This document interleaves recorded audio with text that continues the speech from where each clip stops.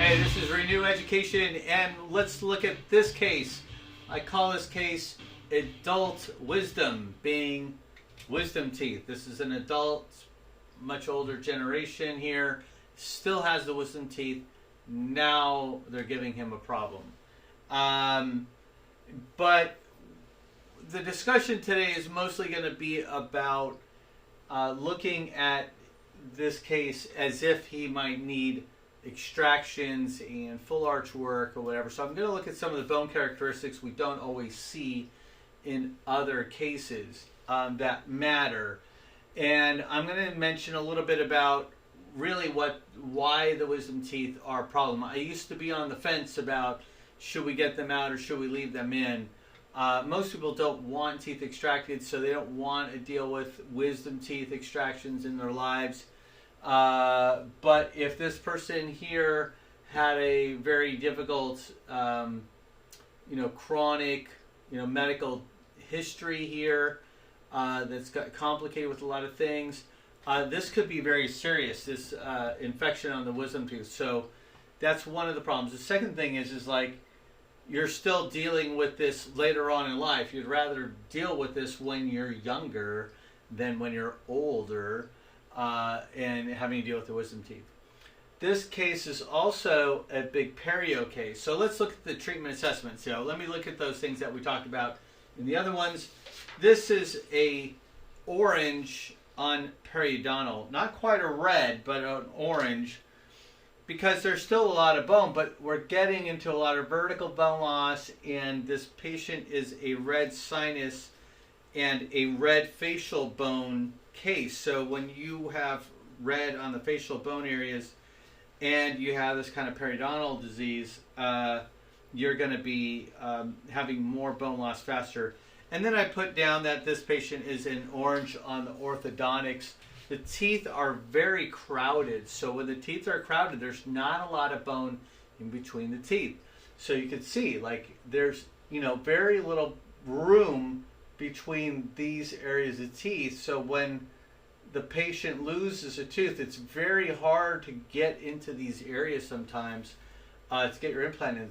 But as this bone loss keeps going across, now you're in a worse situation, especially because the nerve is here. He doesn't have a lot of room in his arch either. So luckily he has all his teeth. He doesn't have he has quite a bit of restorations, but it's pretty typical.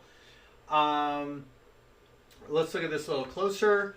So if we had to look at the periodontal issue here, we're getting into our 50-50 zone. If you don't remember what our 50-50 rule is, if you take the entire length of the tooth and then we look at where that bone height is here, we're about 50-50 on a tooth like this.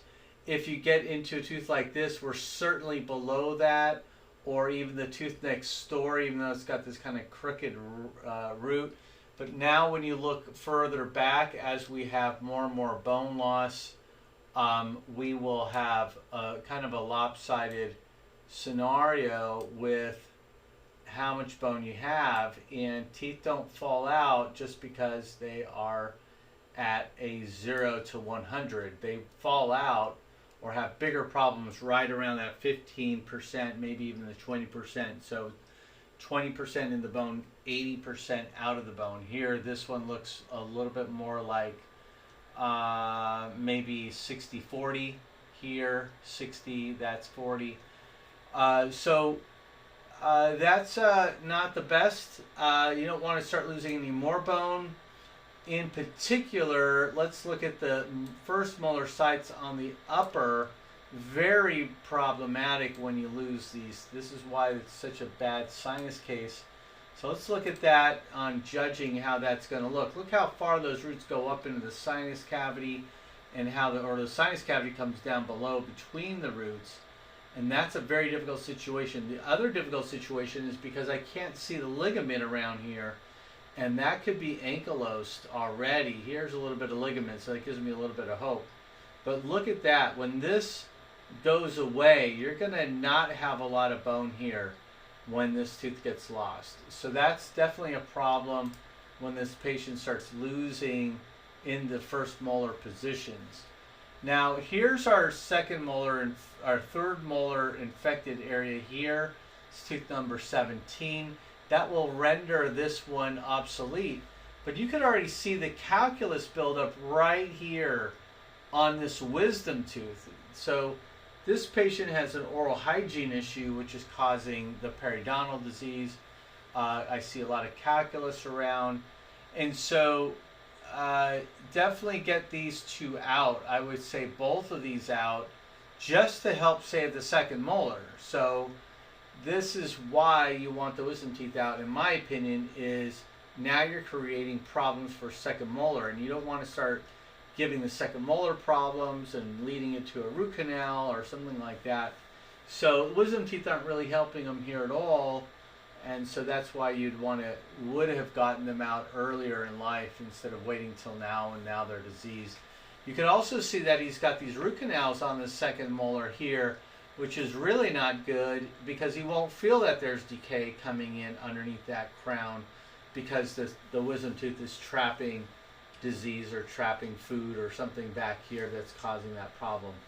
So this case is, a pseudo interesting case only because it turns into a case that you have to educate the patient, and the patient's been educated by a ton of other dentists in his lifetime.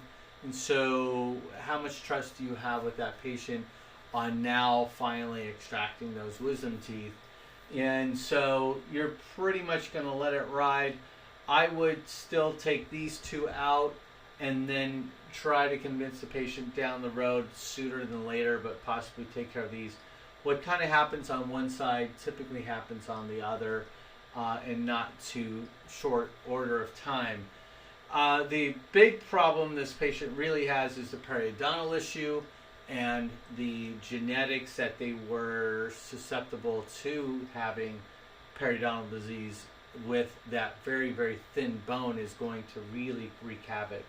Let me just, before we stop, let me just show you what that facial plate bone really looks like. So here is just how thin that comes out. So half the tooth is already outside the arch, has abfraction here, which tells me that this is on a canine. This patient really tough on their teeth, tight teeth, really strong into their bite, can really cause bigger problems, especially if you're trying to restore these areas. So this is definitely a warning one when they start losing their teeth at that bone level, or when you're starting to extract. You're going to be grafting and trying to pray that you get that bone back before you start getting into implants or anything like that.